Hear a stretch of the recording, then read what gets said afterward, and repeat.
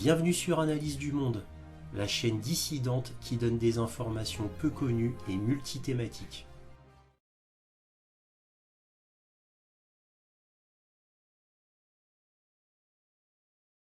Voici la deuxième partie du point sur l'Ukraine du 10 juin 2023. Alors on continue sur les informations générales. Vous aurez la petite conclusion des informations générales et ensuite, bien sûr, la carte militaire.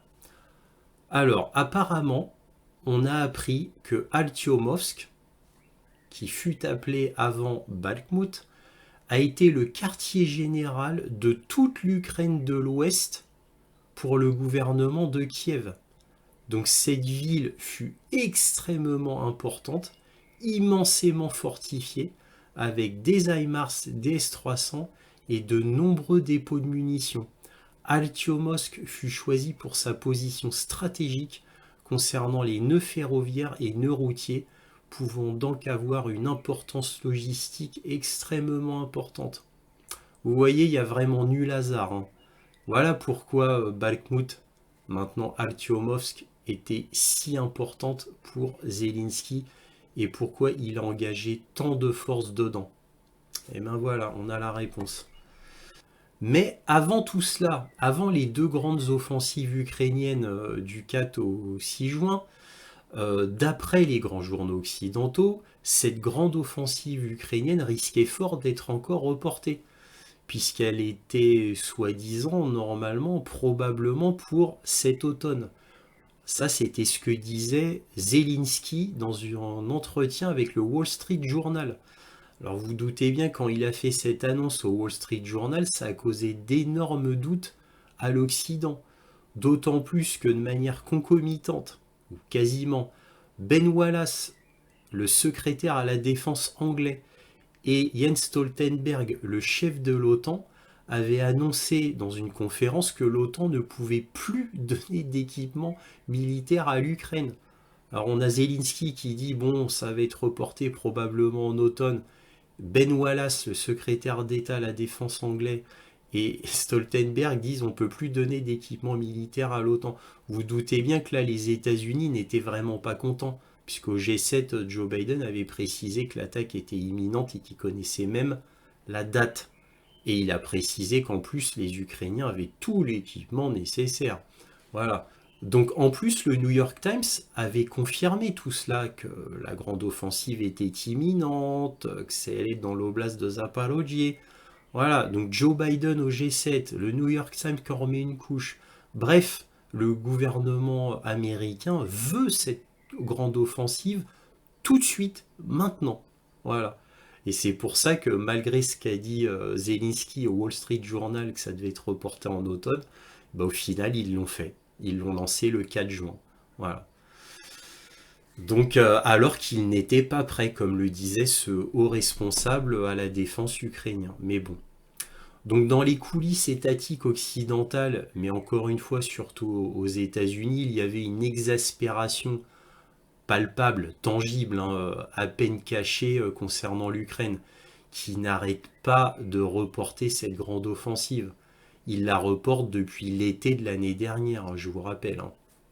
Bon, en tous les cas, là, je vais vous lire un article de Yahoo News qui vous montrait déjà au 4 juin un haut responsable qui fait un entretien dans un journal anglais et qui déjà disait que l'Ukraine n'avait pas assez d'armes pour faire une grande offensive. Ça, c'était au 4 juin. Je vais vous montrer l'article. Yahoo News, 4 juin, dimanche, qui reprend l'article de Evening Standard, le journal anglais. L'Ukraine n'a pas assez d'armes pour contre-attaquer selon un haut diplomate ukrainien. L'Ukraine n'a pas assez d'armes pour monter une contre-offensive réussie selon l'un des principaux diplomates, Igor Zovska, chef adjoint du bureau du président ukrainien Volodymyr Zelensky et son conseiller en chef pour les affaires étrangères, a déclaré qu'il travaillait pour obtenir plus d'armes, plus de soutien, plus de munitions. Il a déclaré au Sunday Times Mais si vous voulez lancer une contre-offensive réussie, vous avez besoin de tout à votre disposition, y compris de l'artillerie, des véhicules blindés et des chars. Donc nous n'en avons probablement pas assez. Il a également déclaré que l'Ukraine manquait de systèmes de défense aérienne et que l'Europe devait exercer plus de pression économique sur la Russie. Voilà. Ces propos ont été contredits par le président Zelensky, qui a déclaré au Wall Street Journal, que Kiev était prête à attaquer. Il a déclaré, pour être honnête, cela peut aller de différentes manières complètement différentes. Voilà. J'aime bien parce que Wall Street Journal, c'est le journal préféré de Zelensky et précédemment, dans le Wall Street Journal, il avait dit que l'Ukraine manquait d'équipement et donc que la grande offensive serait peut-être reportée en automne. Et là maintenant, parce que Igor Zovska, son chef adjoint, a dit cela, immédiatement il rebondit dessus, avec le Wall Street Journal. Vous voyez? Vous voyez le revirement de Zelensky? Tout d'abord, il fait un entretien avec le Wall Street Journal pour dire que l'Ukraine n'a pas assez d'équipement et donc ce serait reporté en automne. La grande offensive serait reportée en automne. Son chef de cabinet fait un entretien avec un journal anglais et il dit nous on n'a pas assez d'équipement, on ne peut pas faire de contre-offensive. Immédiatement Zelensky rebondit et il dit ah mais si on va pouvoir faire une contre-offensive, on a assez d'équipement. Évidemment il ne pouvait pas contredire Joe Biden. Vous voyez? Bon bah nul des dupes, bien évidemment. Bon cela dit, étant donné l'énorme pression sur Zelensky, est-ce qu'il n'a pas finalement laissé tomber une grande offensive qui était effectivement prévue avec environ 48 000 hommes? Et est-ce que les offensives que l'on a vues, plus importantes que d'habitude, certes, ne sont pas là en réalité cette fameuse grande offensive? Voilà. Donc, parce que pour Kiev, ces offensives, on va dire importantes, si elles avaient été réussies, auraient débouché, je pense, sur une grande offensive. Parce qu'une fois que la ligne de front russe aurait été percée, pour moi, là, ils se seraient engouffrés avec tout ce qu'ils avaient. Ce n'est que mon opinion. Donc cette grande offensive qui devait être en un coup, eh bien au final se fait sur plusieurs fronts et avec des offensives importantes, mais maintenant destinées certes à percer le front russe, mais est-ce qu'en même temps elle n'était pas aussi destinée à tester la ligne de front russe? Cela dit, je ne crois pas qu'elle était destinée à tester la ligne de front russe, parce qu'avec les renseignements américains sur le terrain, qui sont très précis, ils savent très bien comment est la défense russe. Donc, ils savent très bien où pourrait être le point faible.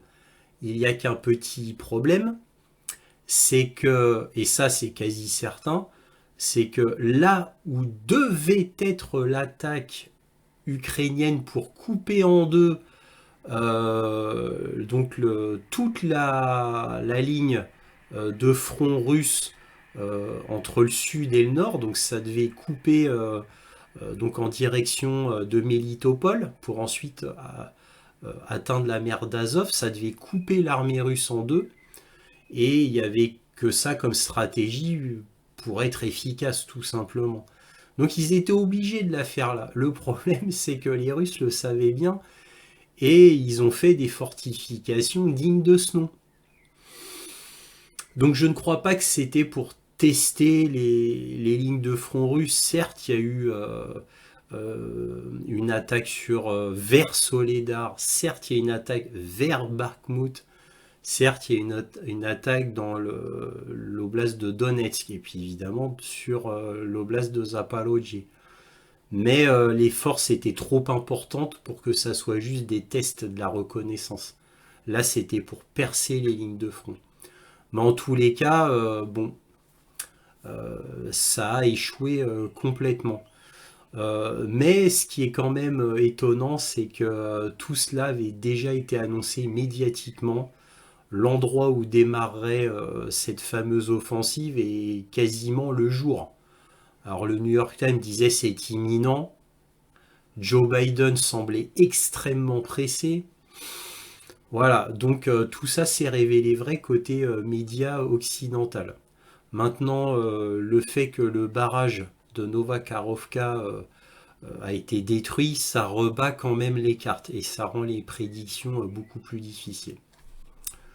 Bon, on continue. Le 7 juin, un drone russe Landsat 3 a détruit un radar du système antiaérien ukrainien de fabrication allemande IRIS-T. IRIS-T. Alors c'est un système antiaérien allemand, bon, dernière génération. Paraît-il, c'est ce qu'il se fait de mieux, parmi ce qu'il se fait de mieux. Donc un Iris T, ça coûte environ 140 millions d'euros, hein. Et c'est le radar donc, qui a été détruit. Alors évidemment, là c'est très embêtant puisque le Iris T venait d'être livré, hein. À ma connaissance, ils en ont qu'un seul. Ça venait d'être livré et il a été tout de suite détruit. C'est très embêtant pour les Ukrainiens. Toujours le 7 juin, un énorme pipeline d'ammoniac a explosé dans l'oblast de Louhansk. Sachant que c'est le plus grand pipeline d'ammoniac du monde. Donc évidemment, c'est un sabotage ukrainien parce que ça sert de fertilisant. Et donc c'est un pipeline qui va de la Russie continentale, donc profondément dans le pays russe, et va jusqu'au port d'Odessa. Donc ça a été saboté. Alors évidemment, les Russes avaient déjà dit qu'il y avait un énorme risque de sabotage de ce pipeline. Bien entendu. Alors heureusement, le pipeline avait été arrêté. Donc ce qui s'est déversé dans la nature, bah, c'est ce qui restait dans le tuyau. Mais ça a causé évidemment, encore une fois, un grand dommage écologique, bien sûr sans compter les gens autour qui ont eu des petits problèmes de santé. Voilà.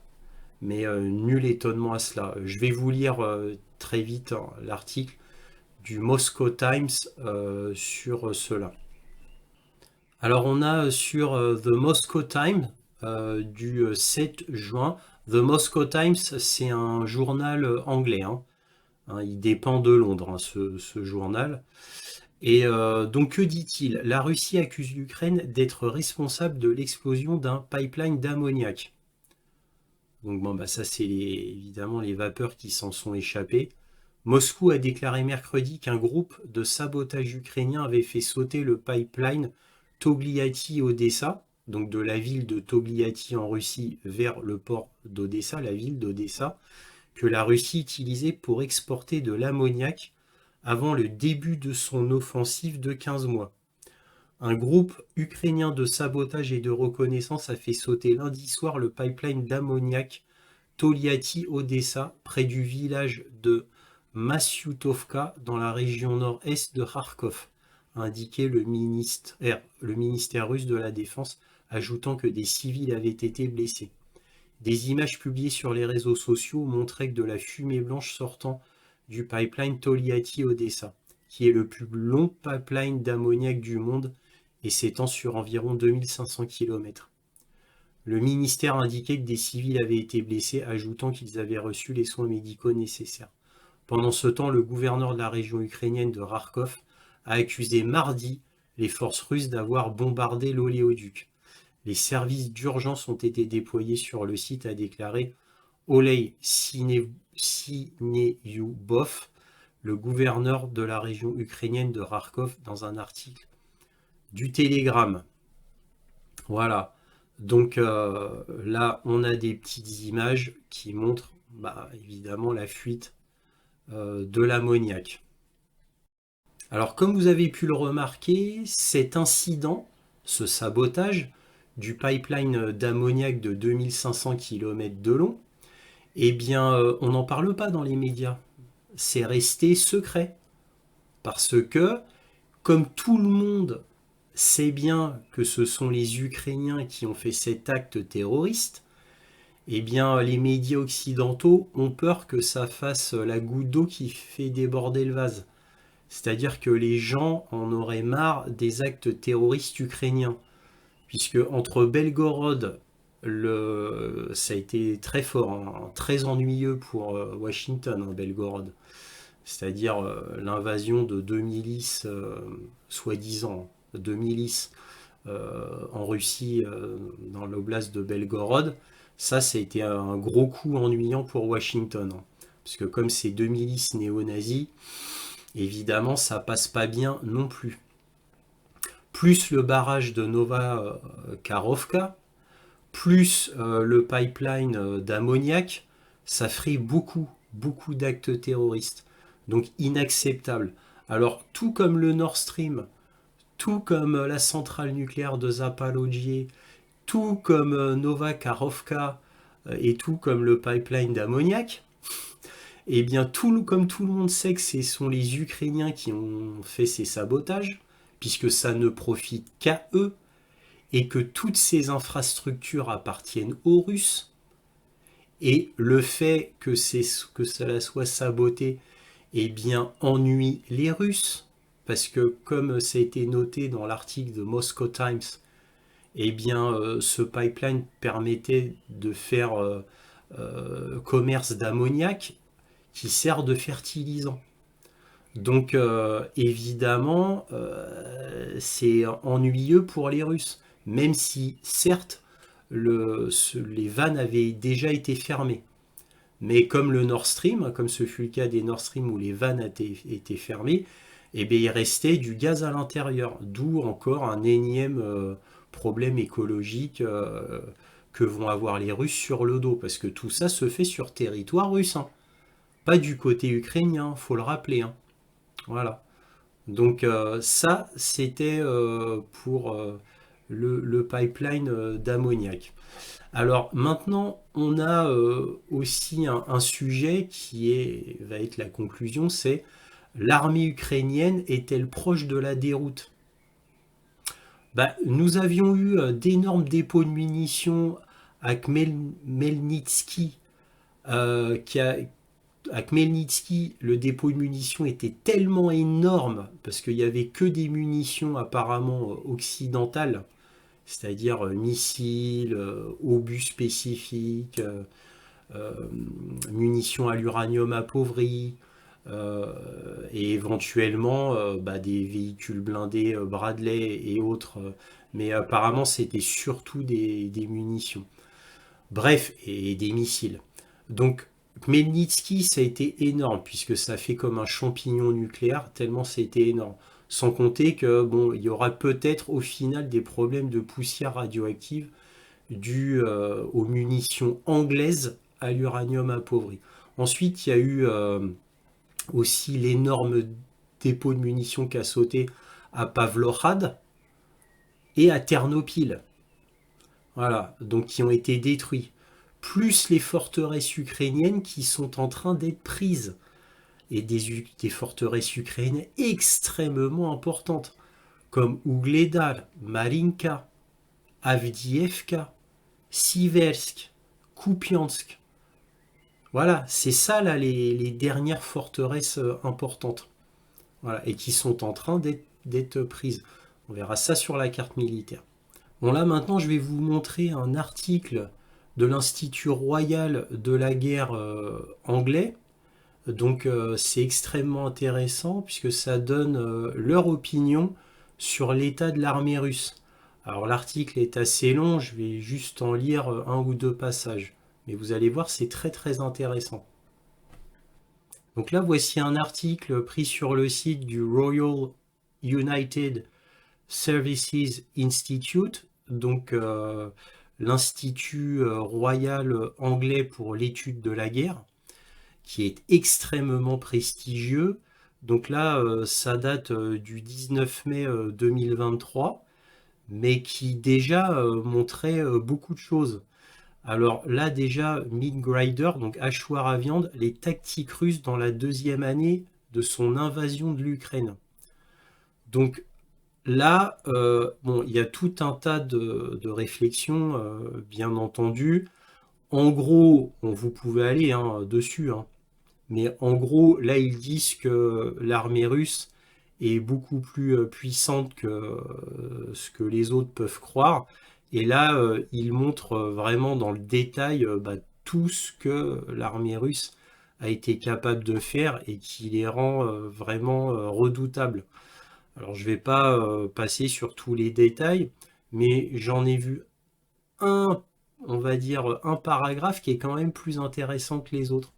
La guerre électronique, donc EW, c'est-à-dire Electronic Warfare, donc la guerre électronique russe reste puissante avec une distribution approximative d'au moins un système majeur couvrant 10 km de front.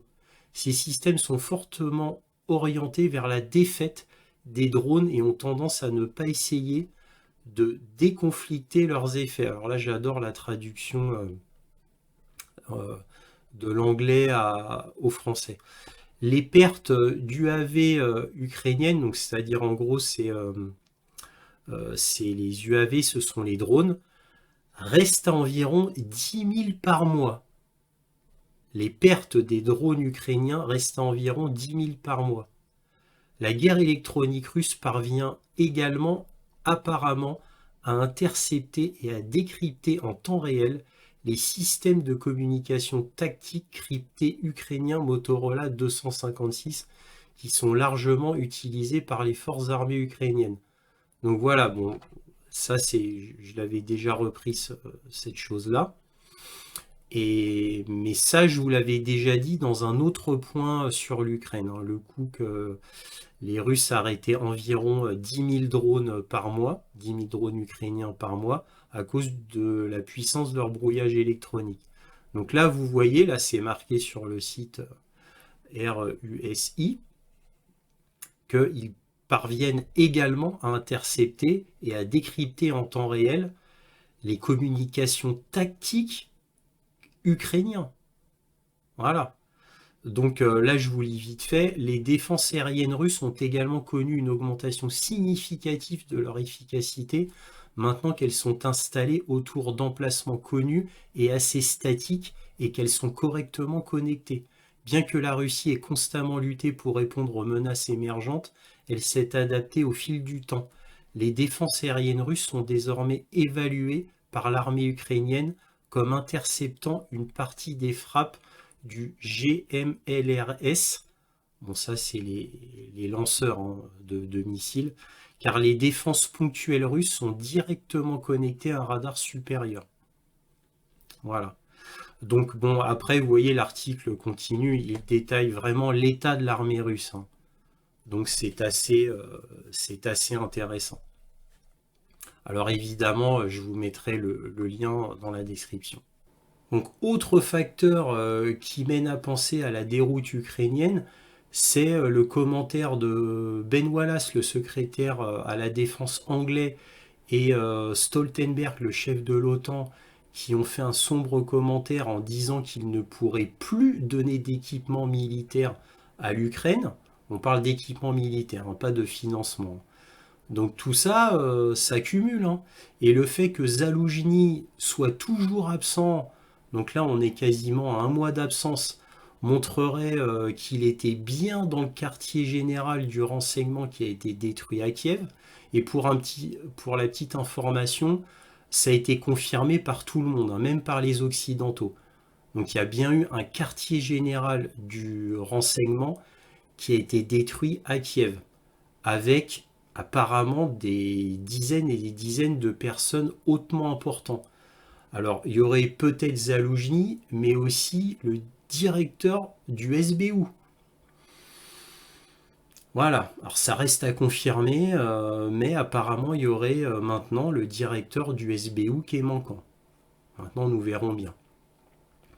Plus, avec tout ça, les révélations de la BBC qui annonce 24 470 morts côté russe, qui est un chiffre ridiculement bas, et décrédibilise encore les États-Unis, dont le chef d'État qui a dit au sommet du G7 que l'armée ukrainienne avait tué environ 100 000 hommes russes, rien que sur Bakhmut. Voilà. Donc tout ça est déstabilisant. Bon, entre nous, le chiffre de 24 470 de la BBC et aussi de Medusa, un média indépendant. Bon, c'est un chiffre très bas, peut-être même trop bas, hein.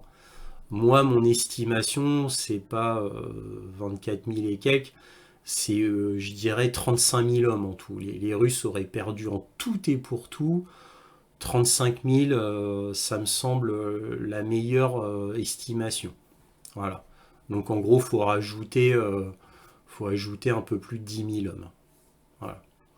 Alors, plus les systèmes antiaériens ukrainiens devenus quasiment inexistants, à part les redoutés Stinger, donc les systèmes portables qui permettent de faire une élimination sol-air, voilà, qui eux sont encore bien là. En plus, c'est des Stinger mis à jour, hein, c'est pas les anciens d'Afghanistan. Et d'ailleurs, c'est bien le seul élément restant qui fasse encore peur à l'aviation russe, hein, pour information. Plus la corruption du gouvernement ukrainien, des oligarques et des seigneurs de guerre, qui détournent une grosse partie de l'armement reçu. Hein, n'oublions pas le scandale de Javelin qui sont partis d'Ukraine pour se retrouver au Mexique dans les cartels de la drogue mexicains. Je peux vous dire qu'aux États-Unis, c'est un énorme scandale, hein, ça. Parce qu'en plus, ils ont retracé d'où les javelines venaient, et ils venaient bien de Kiev. Donc ça, c'est un gros scandale aux États-Unis, hein. Plus une logistique presque inexistante et de toute manière qui serait cauchemardesque à mettre en place dans un pays en guerre intense, avec des véhicules militaires complètement différents, comme on le voit avec les chars, Challenger 2, Léopard 2, les Abrams M1 d'ailleurs qui sont toujours pas arrivés. Je vous rappelle que les Américains en ont promis 31, mais on ne sait même pas s'ils arriveront au final. Les véhicules blindés AMX 10 RC français, les Bradley et Max Pro US, ces deux types de véhicules blindés sont US. Les Marder, véhicules blindés allemands, et les Striker, les véhicules blindés canadiens. Bon, bref, que du matériel complètement différent. Sans compter les obusiers, hein. On a les obusiers soviétiques, voilà. On a les obusiers français César, et on a les obusiers américains M777. Voilà, donc un cauchemar de logistique. Un cauchemar de logistique. Et oui, je vous rappelle que les canons des obusiers doivent être occidentaux, doivent être changés environ tous les 2470 coups. Changer un canon, hein. Vous voyez, c'est pas beaucoup, hein. Donc c'est un cauchemar, un cauchemar. Bon, bref, la conclusion de tout cela, et alors tout ça, mais aussi bien d'autres éléments que j'oublie certainement, hein, font que l'armée ukrainienne doit être aux abois. Donc physiquement, car épuisée par le nombre d'hommes qui ne sont pas des vétérans déjà, la plupart sont des débutants, puisque la plupart des meilleurs sont déjà tombés, surtout à cause de Mariupol, Soledar et Altyomovsk, ex-Bakhmut. Donc par l'équipement manquant, comme déjà dit, hein, à cause du détournement de l'armement US, par l'effondrement quasi total du pays économiquement, mais aussi énergétiquement, par une population qui était d'environ 43 millions d'habitants et qui est maintenant d'environ 35 millions. Là, c'est les estimations les plus optimistes, hein, que maintenant c'est à 35 millions. Le colonel McGregor dit, lui, selon les sources du Pentagone, en réalité, il y aurait plus qu'environ 25 millions d'habitants en Ukraine. Il y a quand même 10 millions d'écart. Hein. Voilà, bon, ça, on ne saura jamais l'exacte vérité. Plus, alors, ces gens manquants, bah, c'est le résultat d'innombrables gens qui ont fui le pays. Hein, plus de 7 millions officiellement. Certains parlent en réalité de plus de 10 millions, car en comptant ceux ayant passé les frontières illégalement, avec les morts au combat, bien sûr, et surtout aux abois du fait d'un moral forcément très bas, et un moral encore plus bas que prévu, puisque les offensives ukrainiennes ont été des catastrophes, je vous le rappelle. En plus, aucun espoir n'est donné à la population quant à l'avenir de l'Ukraine. On ne parle que du temps présent. On ne leur promet plus que des larmes et du sang. Une guerre jusqu'aux derniers Ukrainiens. Voilà, mais ça semble déranger personne. Et pourquoi? Pour récupérer des territoires qui étaient de toute manière russophones et que les Ukrainiens de l'Ouest n'aimaient pas de toute manière, voire méprisaient jusqu'à les considérer comme des sous-hommes. Souvenons-nous de l'émission télé de journalistes kieviens qui ouvertement disaient qu'il fallait s'en débarrasser, qu'ils étaient des bouches à nourrir inutiles, et bien sûr le discours de l'ex-président de l'Ukraine Porochenko qui était à vomir de mépris. Alors là, je vous enjoins à regarder le film Donbass, qui est un film excellent fait par une journaliste de guerre française. Je vous invite vraiment à voir ce film. Ça vous montre tout le mépris des Ukrainiens de l'Ouest pour les Ukrainiens de l'Ouest qui, comme ils sont russophones, ils les rejetaient et les méprisaient.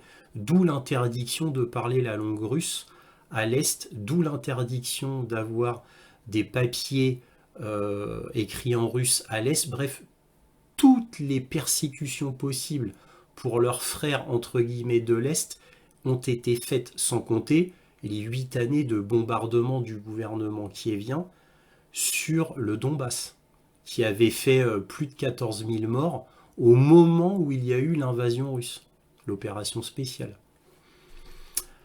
Mais, grâce à la magie des médias occidentaux, tout cela pour faire plaisir aux États-Unis, le coup d'État américain à Kiev en 2014 fut enterré, les 30 biolabs américains enterrés aussi, on n'en parle plus, un acteur comique devient président de l'Ukraine sans étonner personne, une guerre civile énorme apparaît et dure pendant des années sans qu'aucun média occidental n'en parle pendant 8 ans.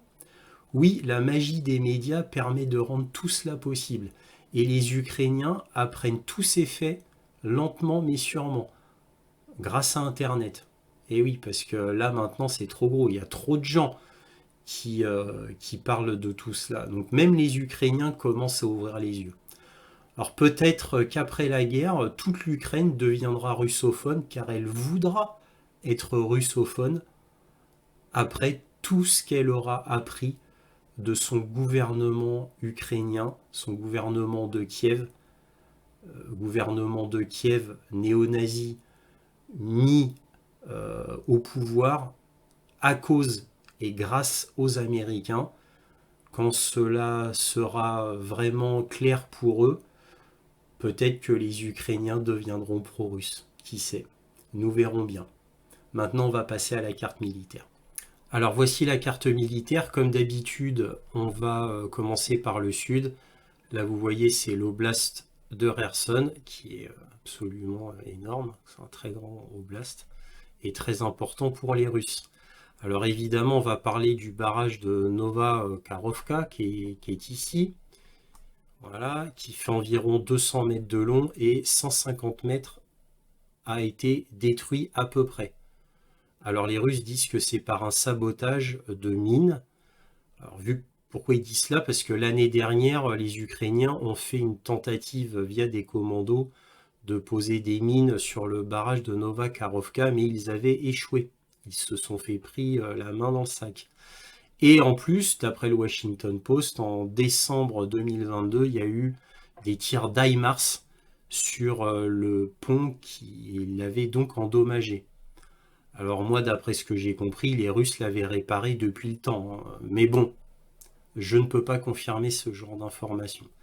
Alors comme vous pouvez le voir, c'est un petit barrage hydroélectrique qui aurait très bien pu être détruit par un missile Storm Shadow qui a une charge de 450 kg. Le barrage est en creux en plus. Voilà. Bon, alors évidemment, le sabotage ukrainien a fait une catastrophe écologique, mais aussi a permis aux Ukrainiens de bloquer, tout du moins en grosse partie, l'arrivée d'eau potable pour la Crimée et de bloquer un éventuel assaut russe côté Kherson pour reprendre l'oblast de Mykolaïev qui est ici. Voilà. Je vous rappelle que la centrale d'Energodar ou de Zaporijie comme on voudra est ici, donc bien plus au nord, et l'explosion du barrage impacte directement la centrale d'Energodar qui maintenant va avoir de très grosses difficultés à refroidir la centrale nucléaire. Bon, maintenant on va passer aux offensives. Donc les offensives principales ont eu lieu sur deux fronts. Un dans la région sud-ouest de Donetsk, qui est sur Vielka Novosilka. Vielka Novosilka, c'est là qu'il y a eu la première offensive, et ensuite sur Oririv. Alors ça fait des semaines que je vous parle systématiquement d'Oririv, pour ne pas dire des mois, parce que ça chauffe depuis le début. Alors ça s'est fait sur toute cette ligne de front, hein, les deux assauts. On pourrait même dire que jusqu'à Ougledal, puisque Ougledal a été attaqué ici par les Ukrainiens et ici. Alors comme c'est une carte ukrainienne, on vous montre comme si là ils avaient réussi leur percée. Les Ukrainiens n'ont réussi aucune percée. Il y a du violet jusque là, hein. Et là par contre c'est assez exact. Mais il y a du violet jusque là. Tout ça c'est violet. Ça voilà, ça n'a pas changé depuis les semaines précédentes, hein.